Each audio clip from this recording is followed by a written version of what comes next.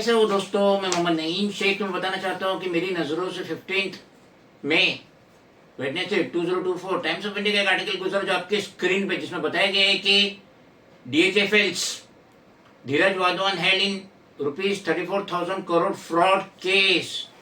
देख लीजिए इस शख्स को, बड़े गौर से देख लीजिए। धीरज वाधवान, इसने 17 बैंकों को चूना लगाया और ये देश का सबसे बड़ा स्कैम हो गया है। 34,000 करोड़ का लोन, उस पे से डिफॉल्टर, और इसे मुंबई पुलिस ने, मुंबई की सीबीआई ने इसे अरेस्ट करी और इसे प्रोड्यूस करी स्पेशल कोर्ट इन दिल्ली।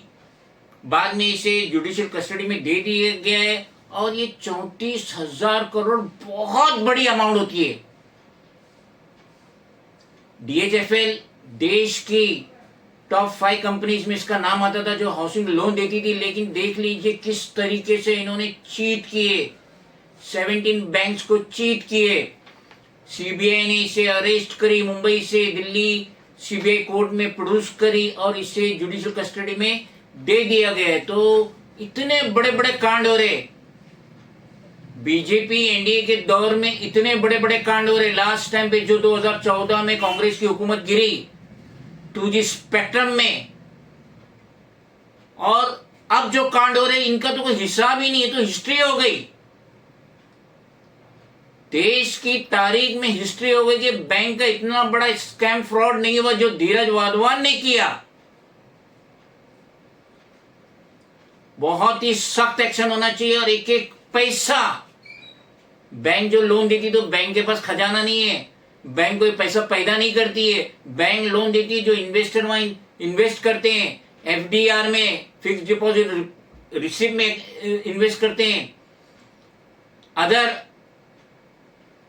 फॉर्म्स में इन्वेस्ट करते हैं बैंक में, टर्म लोन रहे, जो भी रहे, RD अकाउंट रहे, सेविंग अकाउंट रहे, जो बैंक को पैसा आता है उसके अवज में बैंक लोन देती है ताकि उनको उससे इंटरेस्ट मिले और उसका हिस्सा जो प्रॉफिट का है वो इन्वेस्टर को दे।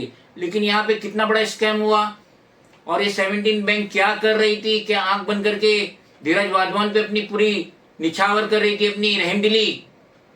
जितने भी बैंक के staff, officer, chairperson, general manager जो इन्वॉल्व है इन 17 बैंक्स में, जिन्होंने धीरज वाधवान को दिल खोल के लोन दिए, 34,000 करोड़ का लोन दिए, उन सब पे भी एक्शन होना चाहिए, एक को भी बख्शा नहीं जाना चाहिए। और अभी जैसे कि 4 तारीख को, 4 जून को रिजल्ट आ जाएगा, मुमकिन है कि इंडिया अलायंस की हुकूमत बने जो 13 जून को अपनी गद्दी पे बैठेंगे, दिल्ली की गद्दी पे बैठेंगे, तो उनको सबसे पहले धीरज वाधवान जैसे चीटर, कपिल वाधवान जो चीटर है, जिन्होंने चीट किए, जो कई साल सलाखों के पीछे रहे, जो परमानेंट बेल चाहते हैं, उन्हें इंटरिम बेल मिली, परमानेंट बेल नहीं मिली, अब फिर अरेस्ट हुए, फिर गए जुडिशियल कस्टडी में। इन सब पे बहुत सख्त एक्शन होना चाहिए, एक एक पैसा लेना चाहिए, एक एक पैसे की रिकवरी करना चाहिए। और जितने भी स्टाफ ऑफिसर, मिनिस्टर इनके मदद के लिए थे, उन सब पे भी एक्शन होना चाहिए, क्योंकि ये पैसा गरीब आवाम का है,